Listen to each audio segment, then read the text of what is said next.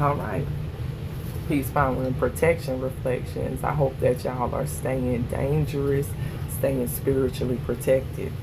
All right. Today is 8/8. It's the Lionsgate portal, and we are feeding off of positive energy, and we are creating our own elevation. So today we're going to have the Moksha discussions, and I have a couple videos that I want to review with you guys.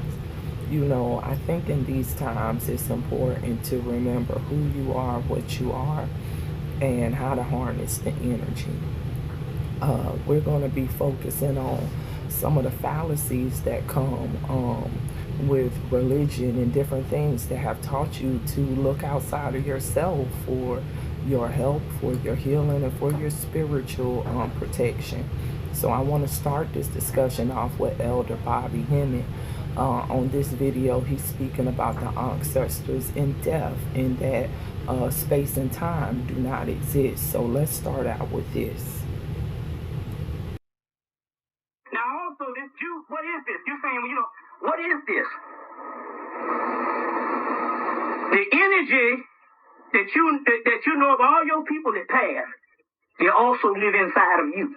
The energy is inside of you. There's no such thing as time and space. It's just the here, and it's different dimensions. It just lost the physical body. You see what I'm saying? So when you point to the ancestors or the netters and stuff, that's nothing but the energy that's inside of you, so you empower yourself. You see what I'm saying? You empower yourself.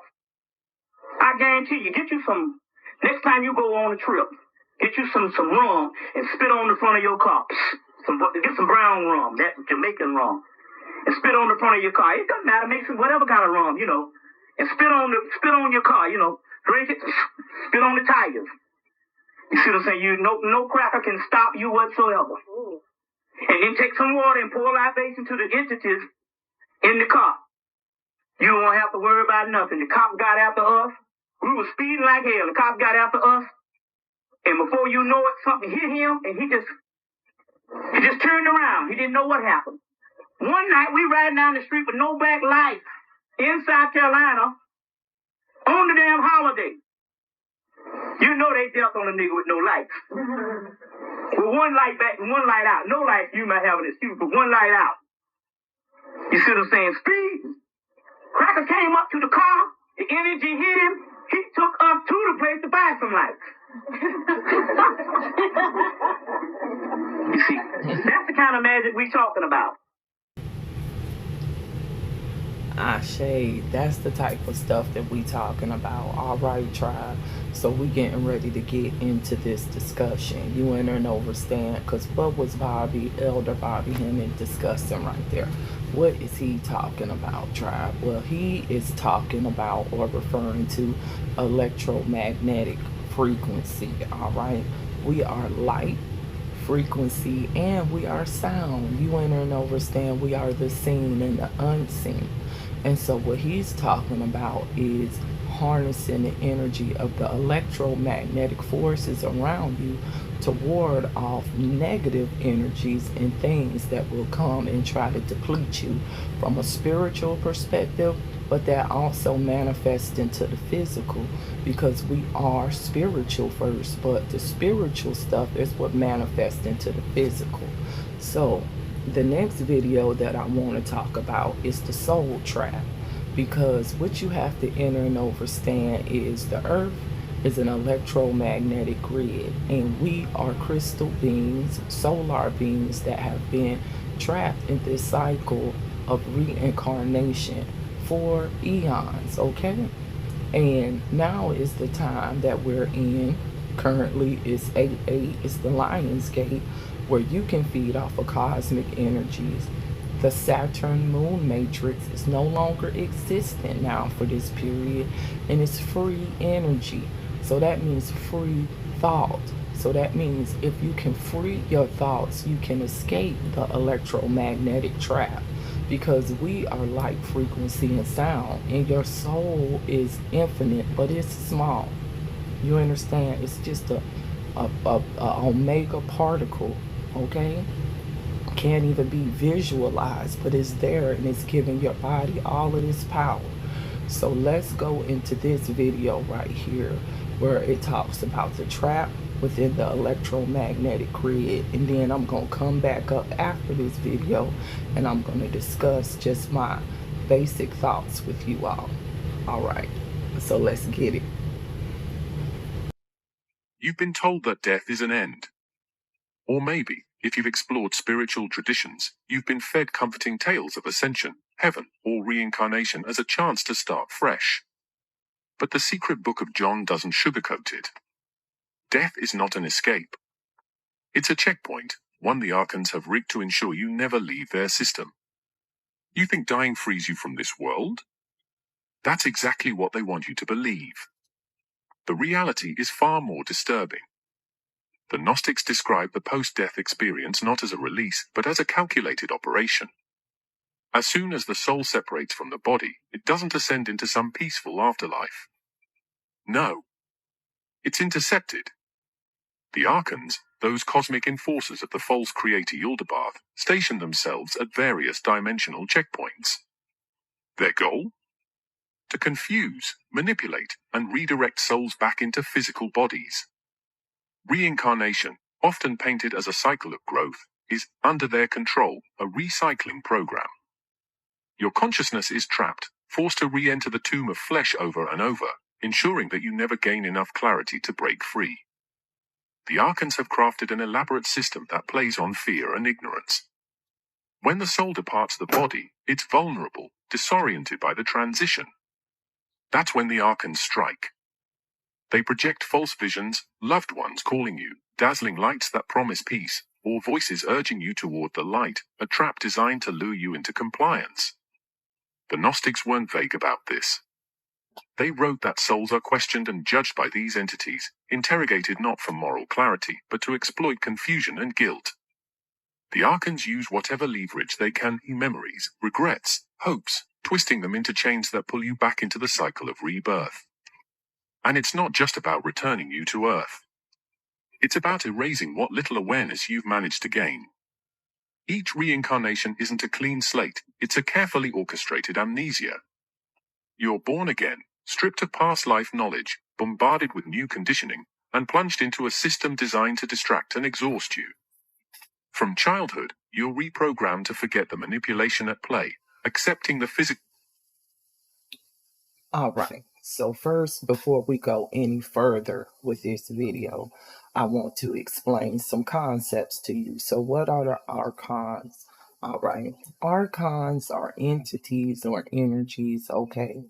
And they are here. They're extraterrestrial, all right. Some people in ancient times worship those beings as gods because they enter and understood that those beings control the electromagnetic grid that have been set up to trap our souls. So what happens is when you are crossing over in consciousness, because over and understand this body right here that you see, my body, this is just a vessel that houses your soul. Your soul is a consciousness that's infinite. And when your soul gets ready to travel from the body through your consciousness, at night you do it all the time when you dream, but when you pass away, that's what they call it, or when you ascend, you are trying to ascend to a place where your consciousness can reach back into the cosmic frequency, into the cosmic network, in order to escape the grid, in order to escape the archons with the soul trap. The soul trap is thinking that you're going to be born again, thinking that you understand that going towards the light is going to help you. You notice a lot of people when they die, they say they see the light, when actually you need to be going towards the darkness. You enter and understand because the consciousness, the cosmos, the space where you're trying to get into is in the darkness, okay? So we're talking about the electromagnetic grid. You're an electromagnetic being. There are beings, aliens on this planet right now that are controlling the consciousness of the masses, okay? And when the masses, when some of them pass away who have souls, those souls become trapped if their consciousness stream is not in a place to ascend and they believe that this is their reality. If you believe that you're a human body, if you believe that this is the only reality that there is, then you have, in effect, locked your mind in and your angles of perception. So when it is time for you to leave here, you are going to be tricked or fooled into reincarnating back to this realm as a consciousness and taking on another physical vehicle and having to go through all of your soul experiences again because you did not learn the ultimate lesson. And the ultimate lesson about this is how to ascend. And while you are in this vessel, some would call it living, but actually you're dead because you are alive when your consciousness is free, which what they consider death is really a beginning if you have a soul and you know how to ascend out of this. So what I'm telling you is those are the principles of the soul trap. And so now we're going to continue with the video. The world as the only reality. By the time you start questioning things, if you ever do, you're already on the clock towards your next recycling. The mechanics of this trap are disturbingly efficient. The archons operate through layers of astral realms, each acting like a bureaucratic checkpoint. If a soul resists or tries to assert knowledge of the trap, the archons shift tactics. They'll use authority figures, beings posing as gods, angels, or even spiritual guides, to coerce compliance. Their deception is multifaceted. One moment, you're confronted with threats of punishment, the next, you're seduced by promises of heavenly rewards. It's a psychological operation at a cosmic scale, designed to corner you regardless of your beliefs in life. Historically, various ancient cultures hinted at similar concepts, but Gnostic texts were explicit in their condemnation of this cycle. They weren't preaching morality or redemption through external saviors, they were exposing a system of soul enslavement disguised as divine justice. Yildabaoth and his archons don't just want obedience in life, they demand it in death, ensuring that the soul's energy continues fueling their artificial construct.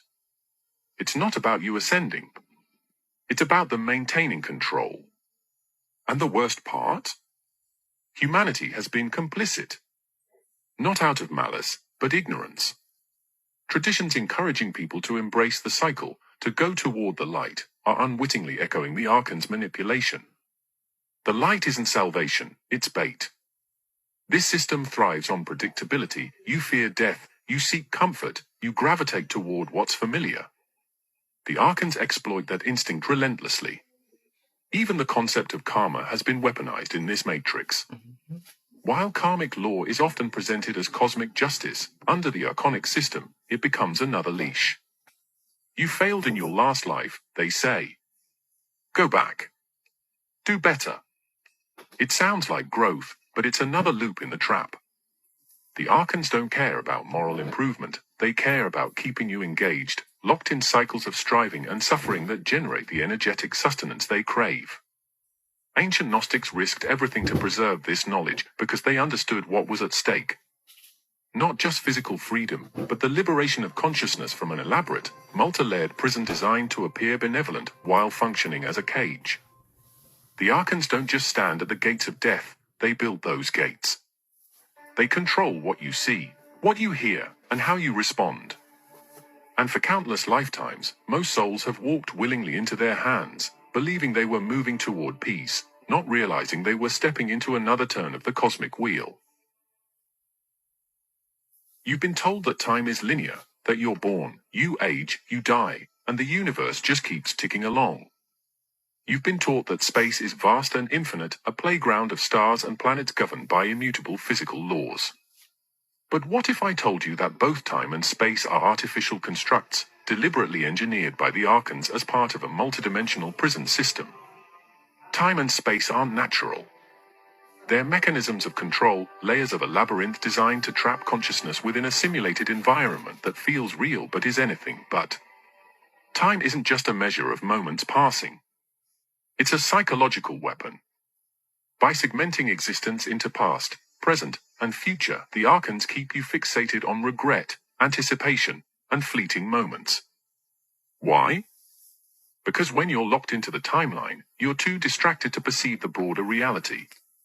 You're constantly chasing the future or haunted by the past, rarely anchored in the awareness that time itself is a construct meant to limit perception. The archons understand that being aware of its timeless nature is uncontrollable. So they embedded time into the fabric of this dimension, ensuring that your consciousness experiences it as an unavoidable force rather than the manufactured illusion it is. Then there's space, the seemingly infinite expanse filled with galaxies and stars. It's awe-inspiring, sure, but don't mistake the vastness for freedom.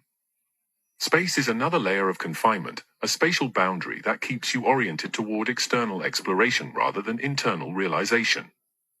The archons designed space to be an endless maze, making the physical universe so expansive that escaping it seems impossible.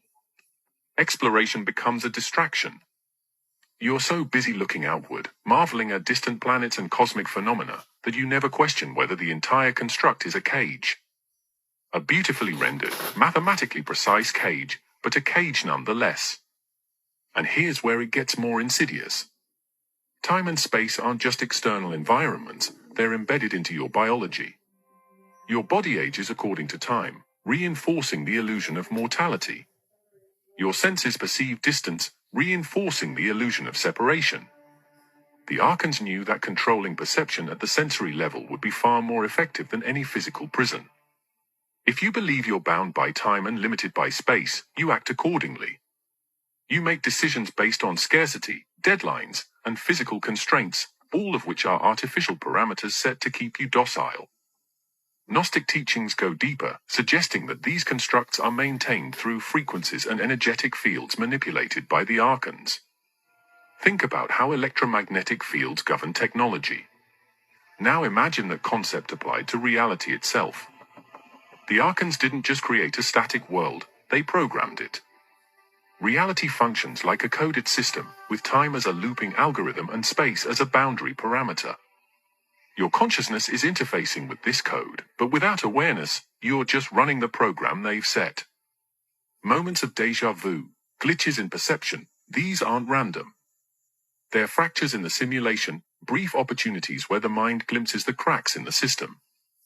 Even ancient civilizations hinted at this knowledge. Cultures across the globe, from the Mayans to the Egyptians, spoke of cycles of time and cosmic orders that reset. These weren't mere calendars, they were attempts to map the artificial timeline imposed on humanity. The archons, through Yaldabaoth's arrogance, created a cyclical prison rather than a linear one. That's why history seems to repeat, why civilizations rise and fall in eerily predictable patterns. You're not moving forward in a straight line, you're running in a loop, generation after generation, lifetime after lifetime, stuck in a cosmic hamster wheel. The concept of distance is equally deceptive.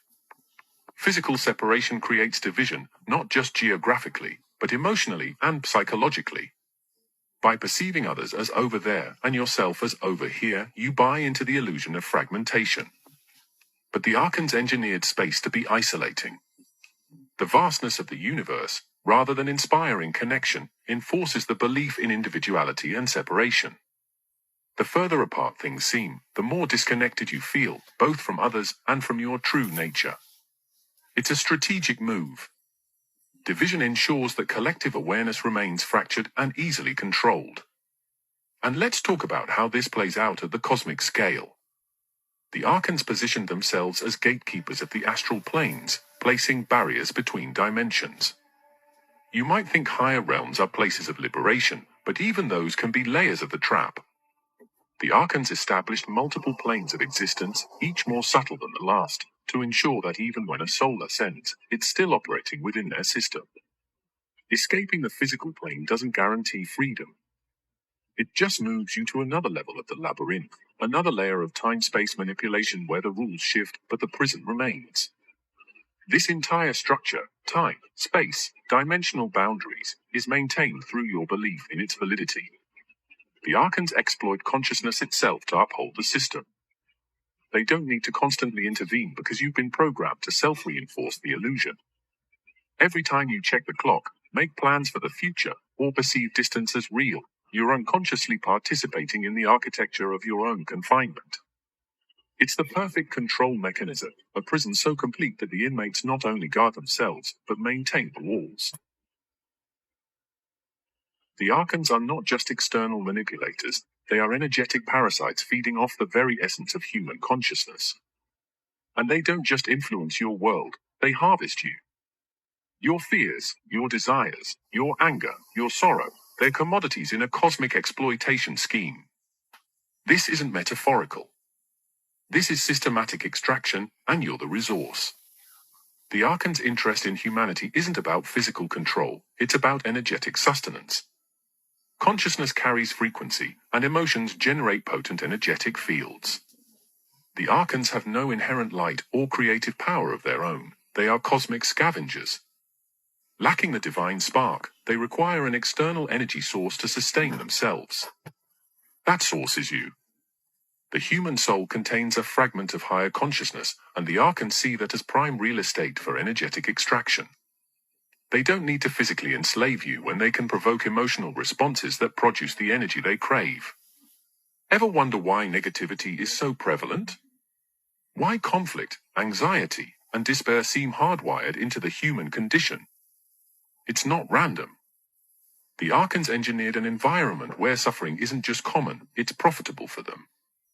War, poverty, systemic injustice, these aren't unfortunate byproducts of civilization, they are deliberate constructs to generate large-scale emotional distress. Fear and anger are especially potent. When people are in a state of fear, their energy spikes in a way that's highly consumable to these entities. That's why societies are saturated with fear-inducing narratives, through news, entertainment, and constant threats of scarcity and danger. The harvesting process is disturbingly efficient. The archons have developed an energetic network, a kind of metaphysical grid that overlays the physical world. When humans experience intense emotions, especially negative ones, those frequencies are funneled into this grid, which acts like a siphoning system. Think of it as an energetic taxation model where every thought and feeling generates a toll. You get angry? That surge of energy doesn't just dissipate, it's collected. Okay, so that's a very interesting video, isn't it, tribe? So let's get into it. You understand, we talking about energy harvesting, we talking about soul harvesting, okay? We talking about perception and what you can perceive. And like I said in my previous lecture, which is open for you all to get, you understand, open for you all to see on YouTube and some other places. It's on some of my other social media. Time and space do not exist. It is just a perception in your mind that there's a such thing as time and there's a such thing as space. And I'm going to show you what I'm talking about. Hold on a second. Let's search for it. So let's look this up. Do you see my screen? Think about this for a hot second, because this is going to be on my Patreon as well. I'm going to take a deep dive into this. But you have something in your brain called astrocytes. Astro and a site. Okay? So that's sites where you can connect to the cosmos. Okay? Because space and the cosmos is in the conscious mind. Within you. You are the microcosm of the macrocosm. They want you to think that space is outside of yourself so that you won't look into yourself to really tap in to the frequencies that's higher than what they can control. It's all about your brain. It's all about them wiring you to have your perception to not be able to perceive the reality over the physical world. So astrocytes are in your brain, and they're star-shaped cells that's in your nervous system, and they're crucial for maintaining what brain homeostasis and supporting neuronal function. Doesn't that have to do with perception and reality? Look at them. Let me move myself down so you can see. If you look at it, it looks just like a connector. Okay, they just like connectors. All right, but within this site is something else more. We have different substances in our body and different things like that that help with signal with our electromagnetic frequency. And depending on your genetic code and the astral sites that you build, some people have a connection to higher planes of consciousness, extra territories that exist beyond this. And if you take a moment with yourself to stabilize yourself and put yourself in a homeostasis state, meaning a steady state, taking a moment to reflect, you can activate this neuronally, and then you can begin to have your telepathic communications. You can begin to see the world for what it really is and not be caught in the illusion. But if you think about this, tribe, you can only remember what the mind lets you. That's a part of the trap. They keep you caught in emotions. Remember, they talked about emotions. Keep you in an attitude of scarcity. They give you a calendar. They tell you that it's different days, but I'm telling you, you repeating the same day over and over. I'm telling you, there's no such thing as time. Time does not exist other than your perception in your mind. Because if I perceive the time here is 1:37, somebody in California is going to perceive that time 4 hours ahead of me. Somebody in England is going to perceive that time as something else. So time is relative to the perception of the person who is logging it.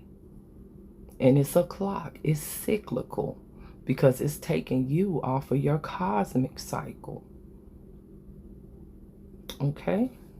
And it's taking you off of the cycle of being to get in tune with your brain so you can activate your astral sight, so you can activate your neuronal pathways and light those up so that you can attain the consciousness to be able to get past their soul trap. Now, let's go back here. The next thing that I want to talk about, because we're talking about the fallacies, you understand, that they give us every day. So let's talk about the 7 chakra system. You know, we got a lot of people out here talking about 144,000. But you guys, it's not 144,000 beings, okay? It's less than that on this planet that have a spiritual eye. Trust and believe there are not many people who have a soul left. So if you are one with a real soul, you should be feeling very lucky right now. And you already probably know what I'm talking about. All right.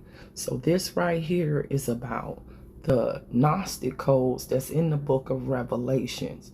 Because why did they make a book? Because they wanted to program your mind. That book arrived or derived from the Sun Books tribe. What was the Sun Books? It was books about astrology and genetics. Okay? And they took that information and they remixed into religion to make you worship an archon. You worship in Yaldabaoth, okay? And he created this whole construct. But his name isn't just Yaldabaoth. It depends on the era. I call it Mar-Uthu. Okay? But it's many names, and it's not just one being. It's many beings, and these beings are aliens that are here on our planet and have been on our planet for centuries, okay? Not thousands of centuries. I'm talking about just probably the last 500 years. Again, they gave you a false timeline. They gave you time. They want you to think that everything is separated out, that all world events happen separated out, you understand, from history. but do you have their story or the real story? So let's get into it. Let's talk about revelations in these 144,000 cranial nerves or whatever, which is really linked to those astral sites that I was telling you about. That is part of the revelation, because the revelation is really the revelation of you revealing to yourself what you are. That's what that book's really for. The codes in it anyway. So let's talk about it. Chakra, yeah, the 7 chakra that go up the spinal column, and there's 7 like psychic centers, with the 3rd eye being the 6th, and the 7th being the crown chakra. From a Templar perspective, this is really what Revelations is talking about. The 7 seals that need to be opened. And with the opening of each seal, our old perception of the world dies off and our new perception opens up. Interesting. If you take the first 6 chakra, each chakra has a certain number of petals on it. And the first 6 chakra have a total of 144 petals. The crown chakra is the 1,000-petaled chakra. It's the powerhouse for the other 6. So if you times the crown chakra to the other 144, you get 144,000, which is, in Revelations, it says 144,000 are saved after the 7 seals are opened. This is what it's really alluding to. Ashe. So let's get into it, tribe. So what is we talking about when we talking about the 7 seals? Well, you guys, that's actually linked to your endocrine system. So let's look it up. Let's look up chakras and let's see if we can find it. Endocrine system. Okay, so let's read what AI is going to tell us, okay? Because I just gave AI a program and it's going to change that. Give me an algorithm, an answer. All right. So chakras, energy centers in traditional Eastern medicine are closely linked to the endocrine system, which is composed of glands that produce what? Hormones. Each of the 7 main chakras associated with specifically endocrine glands, and balancing these energy centers may have a positive influence on hormonal balance. All right. So let's look at what we're talking about aligning, because you have to align your body and the organs in your body, because an organ is an organ. It has a harmonic. That's why it's called an organ. Okay. It has a frequency. All right. And those frequencies within your body have to align so that you can produce the right hormones to be in homeostasis. Hormones, horus, horoscope. You see how all of those things sound the same? Because they're all based on the same root. And they're all based on He-Ru. And He-Ru, if you know who that was, that's you. All right, so let's talk about it.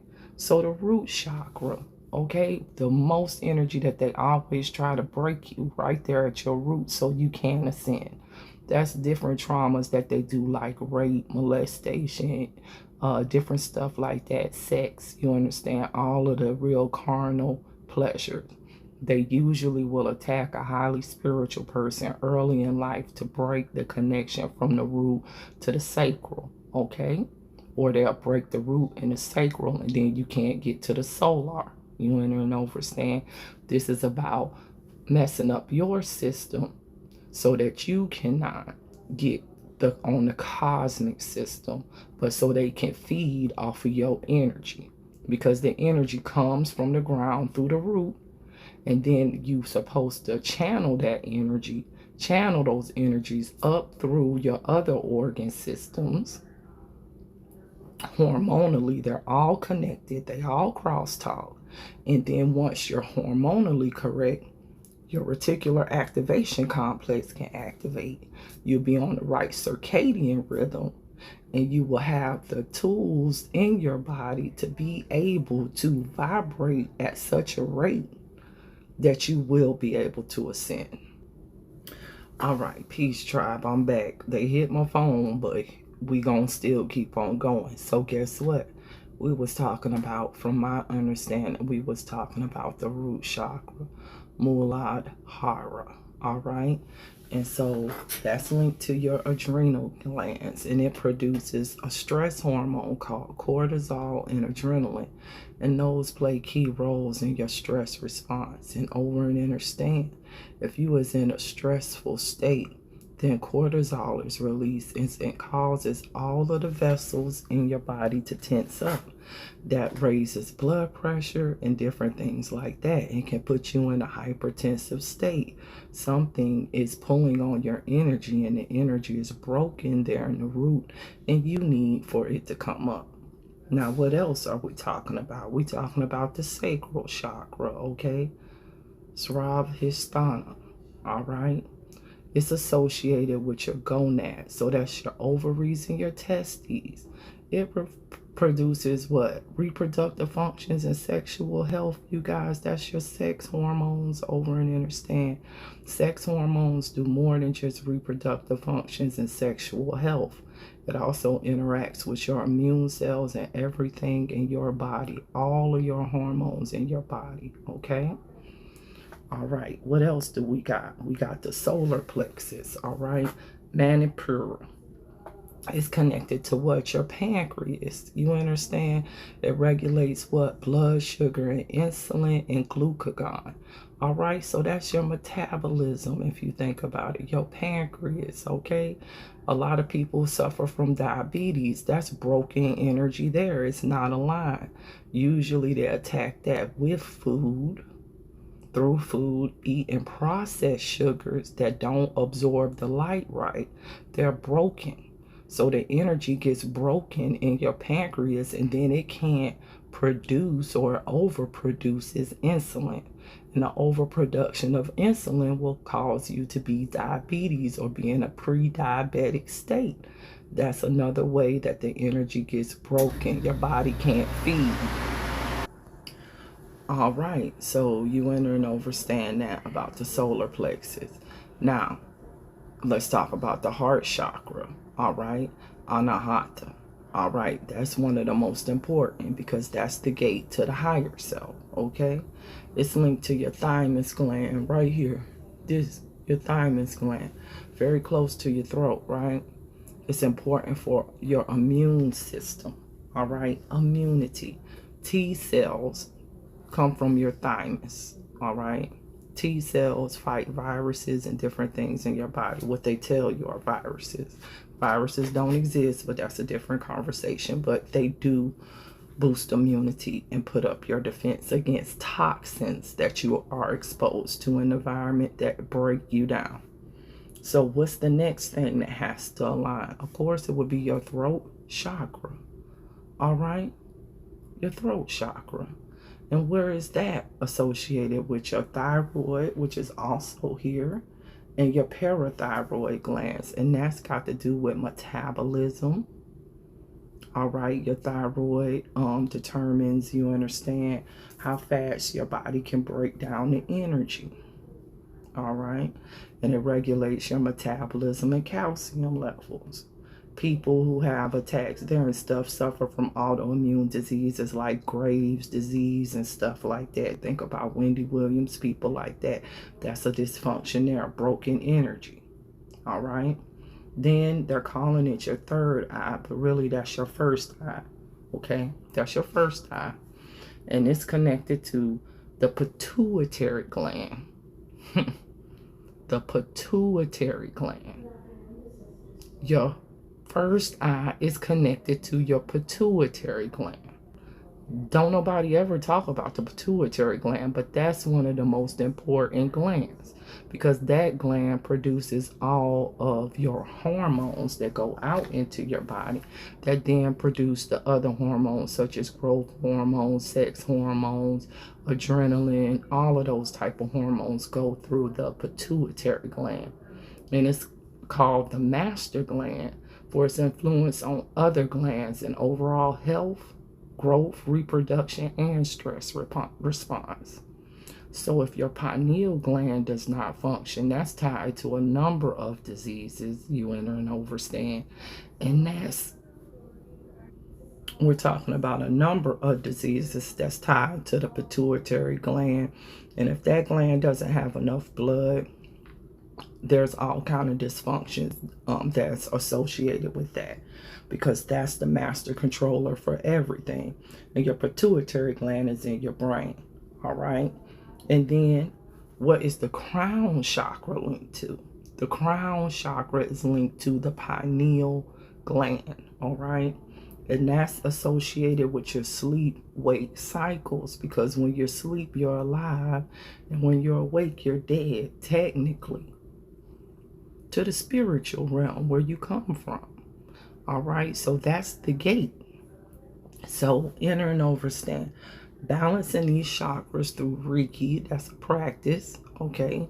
Meditation, breath work, promotes hormonal balance and overall well-being by influencing the corresponding endocrine glands, okay?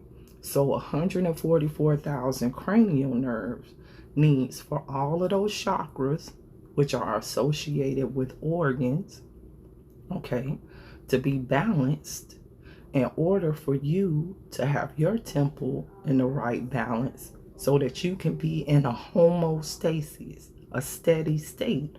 So then you can use your energy of thought to ascend to the higher levels of consciousness that you need to know that exist. The higher levels of consciousness beyond what the astral planes that these archons are giving you, which are aliens, okay? But some of us is aliens too. So don't be alarmed at that. That's nothing to fear. You enter and overstand. Nothing to fear but fear itself. Ashe. So let's go back to the discussion now that we uncovered that. So we're going to get into Dr. Delbert Blair real quick. He's a great, you understand, I love Dr. Delbert Blair. You understand, he's discussing magnetic frequency and the power of melanin, because melanin, every being contains melanin.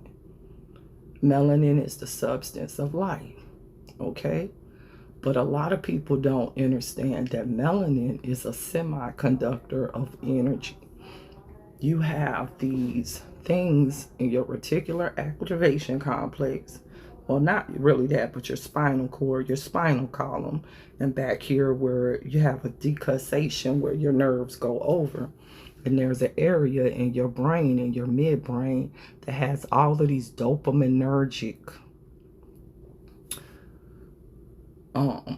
neurons and different things like that. And you'll see all of these little black dots. And those little black dots is neuromelanin. And that's what your brain and body uses and your nerves use to conduct the signal and send it through there faster. Vibrate higher, light up more brain hemispheres, be able to project your consciousness out of this body and into the real plane, above the astral plane, because they just told you earlier the astral plane was created by archons. So all of these mental constructs will fade. And when you are able to tap those records of Akash with your consciousness, all of the concepts of what reality is here will fade.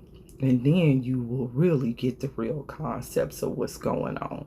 So let's get into Dr. Delbert Blair, because electromagnetic frequency, your electromagnetic being, and this is a part of magnetism, melanin. You can speed up everything that your body does and everything that your brain does. You can even speed up the kind of energy and frequencies that normally you're attuned to that come in to your body and into your brain. This makes you a god. What is a god? I'm not going to go into all of that because that's a long thing, but any race of people or any individual that begins to do the supernormal. The supernormal, okay? The supernormal, because you are a supernatural being, okay? It gives you supernatural abilities. That means above nature, okay? Super, above, okay? Above this construct, you understand, project your consciousness. Neuromelanin. That's the key. That's the semiconductor that's in your brain. Now, so the last video that I have for you guys, and it's about 13 minutes long, but this is a very good video. Since we discussing everything, we need to discuss esoterics, because like I told you guys, there's a book, the Sun books, that all of these religions was based off of. Islam, Hebrew, or Islam, Judaism, you understand, Hinduism, Christianity, all of those different things, those books derived from books called the Sun books. And those books was about astrology, you guys. And what you have to over and understand, we've already discussed that space and time don't exist. We got that from Elder Bobby Emmett. I also did a lecture on this. So what they got you doing when you're looking at the astrological chart, you're really looking at yourself, because there's really a code word for all of those stories that's in the Bible, which was really the Helios Biblios. But you got to know the metaphysics of what's going on to even enter and understand. You are literally the astrology circle. You look into the constellations in the sky, but you need to be looking to what's in your brain, because that's how you get out of here. So let's let Brother C. Freeman L. discuss the hidden codes in the Bible, Noah's Ark, and he's getting ready to hit on this astrology that I'm talking about. He's going to hit on the chart. All right? So I'm going to come down off of the screen because this is about 13 minutes. After this, I'm going to come back up. I'm going to give my thoughts on it, and then we'll get into the rest of the discussion, you guys. The ending of the discussion for today. Because I did it or discovered it, but because what we're talking about differs from what you'll find in the average astrology book. We're talking about our records of the past in relationship to the sciences of self-knowledge. When Noah built the ark, and the Lord told him to bring into the ark all the animals, 2 by 2. I love this. It was a light of flash for me. Reason I think this is so clever, but not because I did it or discovered it, but because it makes so many parts of this book make sense. Where there are places in Christian sermonettes that are not only boring, but useless. Don't keep telling me about somebody who lived 2, 3, 4,000 years ago, screwed up, and it's my damn fault. You know, whatever Adam was doing and did not do, I had nothing to do with that. That's my thinking in terms of religious point of view, in terms of being a sinner and so forth. We need to understand where we are, why we can all be considered from that theological point of view with no added appreciation of ourselves, sinners. That's a karmic term. It tells us that we are old souls. We're not new souls. It's why we're engaged in the process of karma. All have sinned and come short of the glory of God, you know. Well, that's true. You can't get down here unless you come down here with some karma and acquire some karma. When you stand up on your feet and move one foot in front of the other, you're engaged in cause and effect. That is chitta, mistake, until you're divinely guided. Those are 2 of the animals.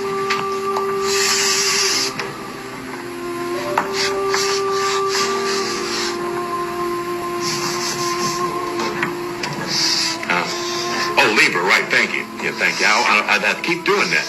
I keep putting Aquarius on. Okay. Now he's drawing out the astrological chart. Hold on.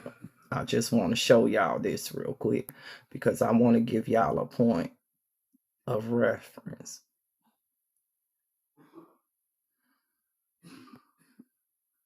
Hold on. Let's just do a natal chart with houses and planets. Okay.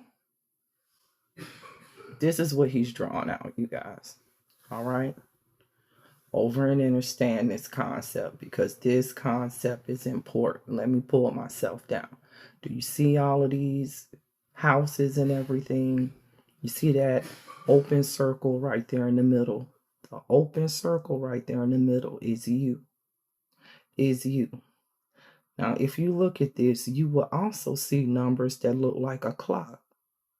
But if you notice, it looks like the 12, it ain't in the right, you understand? But it's the clock hands too. It's the physical clock that you're on because that's the parts of your body that's linked to different astral systems within your body that have to align at certain times of the day that deal with certain things that affect your environment. That's the big explanation. Now we're getting ready to get back into Brother C. Freeman L. But I just wanted you all to be able to see that chart so you can get understanding and overstanding of what we're talking about.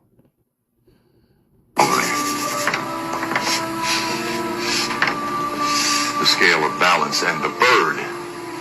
If you've read that particular segment of Genesis, there's a constant mentioning of birds. And birds are two things in symbology. The force that saves and higher thoughts. The only animal that leaves the earth and reaches a higher level of our atmosphere and hemisphere is the bird. So it represents higher thoughts, that they were all to be brought in to the ark. The clean bird and the dirty bird. All in the ark. Okay. So let me just kind of, all of you should have this information. Well, okay. I wanted to bring all 12 of them in there. Of course, I'm not getting the expertise of structuring this like I should be able to.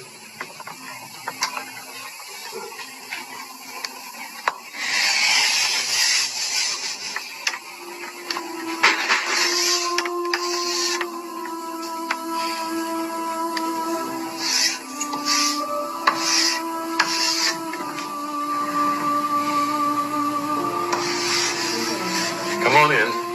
Come on, my sister. Sit down, have a seat. Go wherever you want.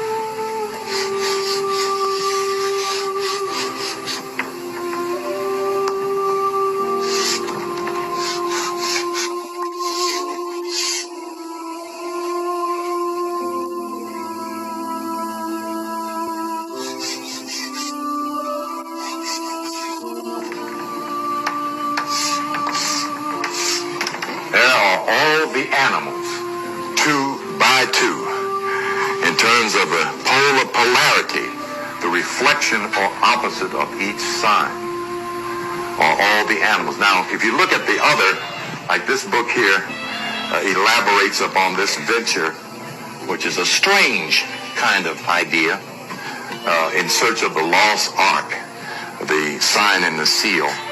Why would anybody go looking for a wooden boat that's considered, I don't know how many thousands of years old, and what would it prove?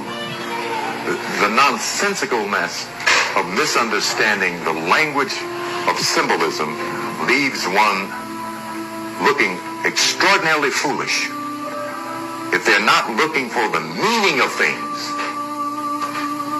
it can send even the alleged scholar off in the wrong direction.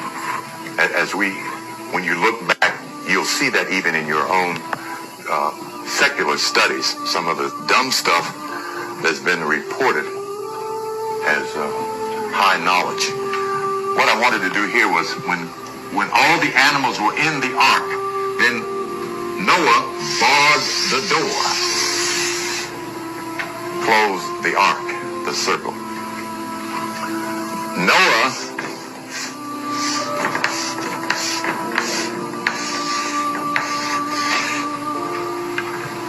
is the knower. Okay, that's Noah.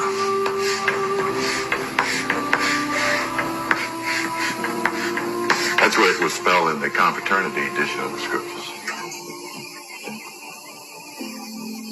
The knowledge, understanding, the intelligence of the universe is Noah. What one writer states that also helps as understanding the keys to knowledge are found biblically and also probably Quranically, as well as the Bhagavad Gita, in the names of the great ones mentioned. The Bhagavad Gita comes out of a 27,000 verse poem, enormous piece of literature. So it's only a segment of it, but it was prepared to educate those in that part of the world about themselves, okay, first, then about the universe and the nature of the universe in which we all live, move, and have our being. So the picture is set. And the idea of the rainbow as God's sign is that of this invisible arc that reflects harmony and balance in nature. Okay? If you've ever seen a rainbow over your city, it is in this perfectly formed arc. You know, you've had that experience? Or at times you'll see them you'll see the shaft of or part of a rainbow. I had this opportunity in Cleveland in 1966 around 5:30 in the evening. I'll never forget it. This beautiful rainbow up over Cleveland. You know, it ain't seen one since. But it felt, you could feel this energy, you know, everywhere. Every folks was looking up, had their head stuck out the car trying to see what was going on, like some big event was. It was this energy, you know, in terms of planetary configuration, gave such a harmonic aspect. That's when you know it's triune aspect. This aspect here, when things are balanced in nature, and you can feel it. You know, it's just really remarkable. Okay? This is the everlasting covenant of God. No longer shall the earth be flooded by water. What does water do? Thank you. Okay. Okay. It washes away the bacteria, the useless part. Okay. Now, you know, comparatively, you try to look at this. Go around now and try to pick up 2 of every kind of animals and put them in a ship. Yeah, I mean, you know, okay? I mean, if you think about it, every creeping thing, every flying thing, all the beasts of the field, okay?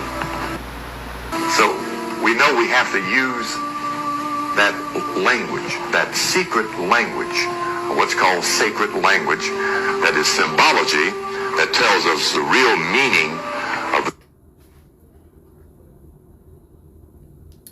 Shay. So that was deep, wasn't it? But it's realer than real. You enter and understand that book. All of those books got codes in them. But in order to know the codes, you got to enter and understand what you read. And to just break it down, you guys, we've been speaking slave language. You enter and understand. But there's hidden codes and messages in there. You just have to know how to interpret it. So, you know, brother got into a lot of stuff there, you guys, a lot of different things. You enter and understand, and what you have to understand about the concept of the Lion's Gate or whatever, get past that concept, because I told you Time don't exist. The calendar don't exist. The only thing that exists is your perception of reality and what you call a reality and what you don't. So you can open up portals at any time. Portals open. But also there are cosmic energy cycles that occur. You enter and understand when they built these calendars that they understood that our body is the calendar. You understand? Our cells is the generation. And so they tried to build their calendar to simulate what our natural rhythm is. So yes, there is a lot of cosmic energy that's coming to the earth in this cycle, okay, that you can feed off of and you can harness with your electromagnetism, and you can do miraculous things. So this is my Telegram group, you guys, and you all are always welcome to come and join. You understand, if you a spiritual being and you just are into self-study, because this is a self-study group, I welcome you. You understand? I understand, and I welcome you to come to the tribe. You understand? And cipher with us, because this group is for spiritual beings. But I just want to end this conversation by showing you guys that if you see on the 5th, I've been busting clouds and doing different things with my magnetism, and I've been showing it to the group. And I've been explaining to the group that I'm overlooking the Everglades, as you can see. See that? So my house is overlooking the Everglades. And so I've been doing some real metaphysical stuff because there's a temple that was there. And I was trying to tell the tribe that I've been seeing plasma beings here, literally. And there was some stuff going on because we're going into a new cosmic energy cycle. Got nothing to do with the calendar. You understand, these events would occur whether it was the Lion's Gate or not, because the Lion's Gate is just a concept to lock your mind into think that portals can't open within you whenever. You are the portal. All right. So don't just harness that energy at one. You can harness that energy every day. So I'm showing them the clouds and different things like that because I'm busting the clouds. And eventually you enter and understand I was successful in doing that on the 5th. And I was like, it was raining outside. Like other news, look, y'all, look. That's you see the little bugs growing on there from me watering the plant. And the tree, she got another bug too. That's my plants. I'm proud of those. My son-in-law's plants. But hold on. It's got my flashback. She got another bug on her. You can't see it because it's facing the other way, but she about to flower. I'm about to start working on this plant. Yeah, that plant. You can see it's heat damaged or whatever. That's my son-in-law's garden. But look now. Let's come out. That's in the clouds. That whole cloud gone. I busted. Part of it's over there. It's gonna finish busting though. And I busted 2 ways. You see that? So it's going back that way. They done already came out here with their plane to see what did it. I just gave them a wave. Shit's too funny. Look, it's still raining like fuck over there. See?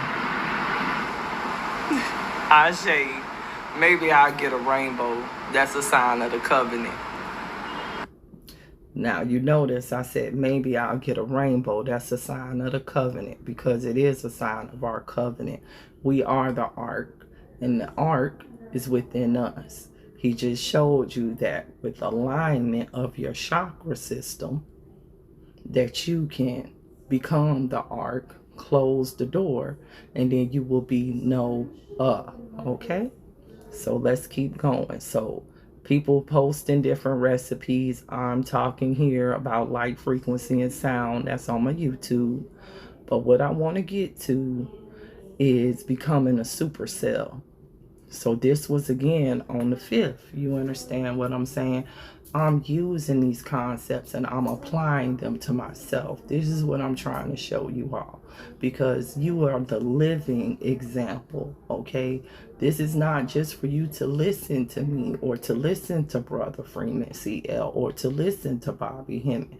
This is for you to develop your own application and practice and then apply these principles to your life so that you can ascend, because nobody can do it for you. But I can lead by example and show you what it's about. So here I'm talking about becoming a supercell. Force times mass times acceleration. All right. The mass is my cells, and the quantum rotation creates acceleration, energy grid activation. So I'm activating these electromagnetic grids above me to do certain stuff on Earth, because I don't want those clouds over me, because they're not natural clouds. Those are manufactured by them not to block out the sun. Nobody can stop the cosmic radiation. That's to dampen you, because it's chemicals and metals in those clouds that come down into your groundwater supply and different stuff like that and get on you and incorporate into your body, and then they stop you from being able to rotate the light to align your chakras that we're talking about, so that you can get a higher concept of what's going on. And at times that they know that we're going to have high cosmic energy and they want to come and feed off of you, they will manufacture different stuff in different events, in different news, and all kind of stuff like you see going on now, so you can ascend. All right. So this is me becoming a supercell. I'm showing them that these clouds will move because I told them that. Okay, tribe. So look, so this is this evening now. Yeah, this is going somewhere. I want to talk to y'all about something.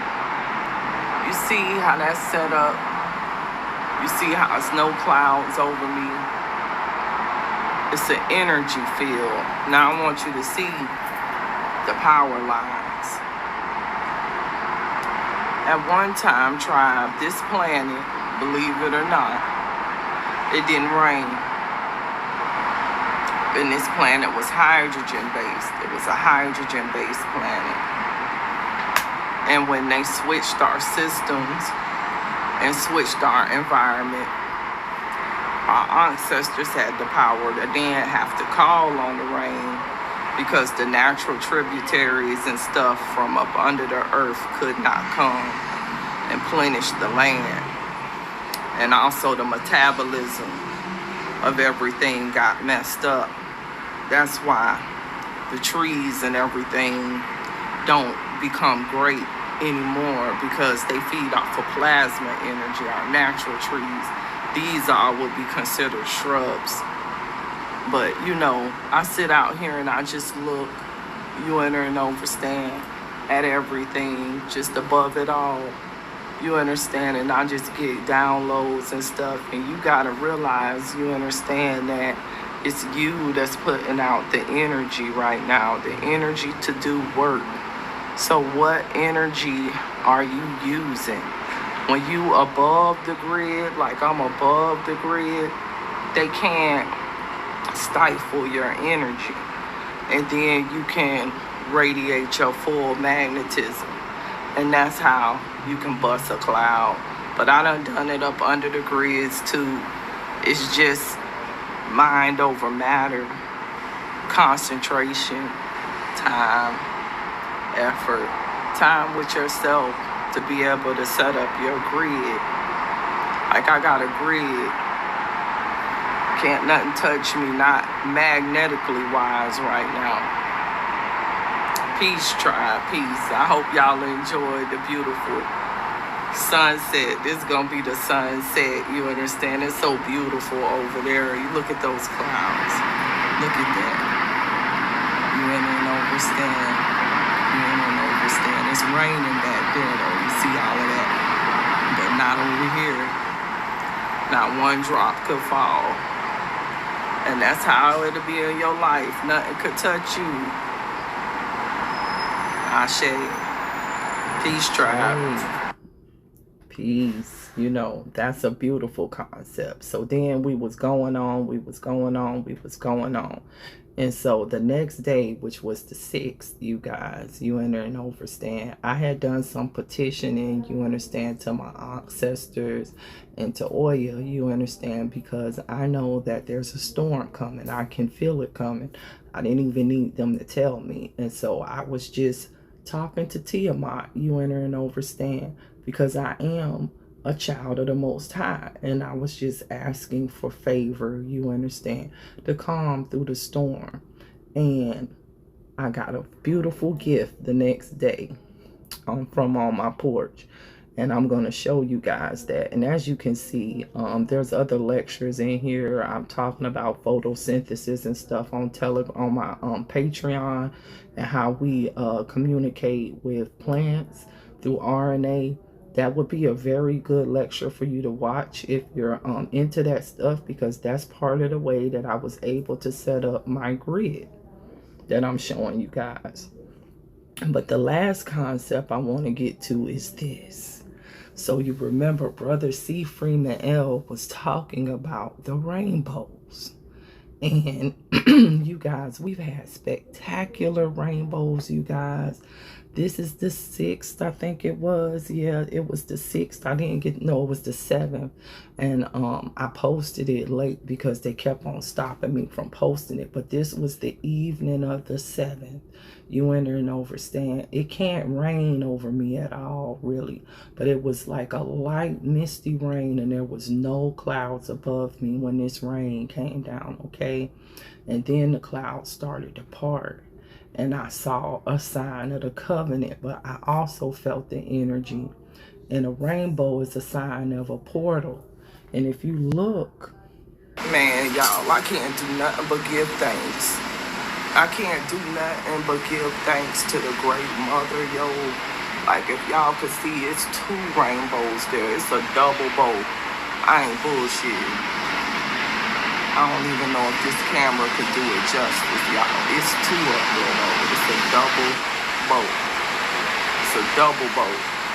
You can slightly maybe see it, y'all. It's a double rainbow here. That shit huge as hell.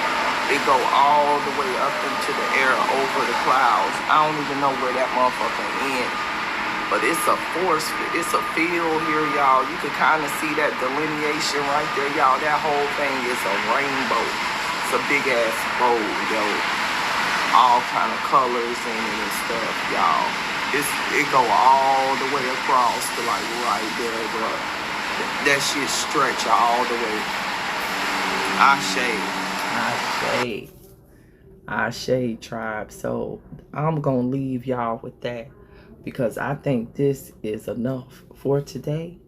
And I hope that this gives you inspiration, and hope to know that you are the generator, you are the operator, and you are the destroyer. And the only thing that's holding you back is your own thoughts and your own perception. Because nobody can give you this spiritual ascension but yourself. But I'm telling you, if you're a spiritual being right now, bro, we in here.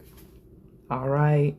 So sending peace and love to all of my divine incarnates reflections. You enter and understand. Y'all have a wonderful, wonderful day.